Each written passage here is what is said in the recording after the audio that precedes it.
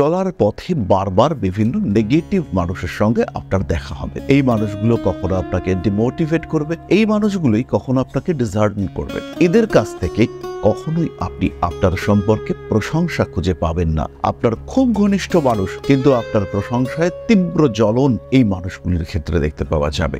জীবনে যদি আপনি সাকসেসফুল হতে চান, সাকসেসফুল না হলেন একটু ভালো থাকতে চান, তাহলে সবার আগে এই নেগেটিভ এলিমেন্টসগুলোকে আপনার জীবন থেকে বাদ দিন। এরা ক্রমাগত আপনাকে গড্ডালিকা প্রবাহের দিকে এগিয়ে নিয়ে যাবে, ক্রমাগত আপনাকে আরো ক্ষতির দিকে নিয়ে যাবে।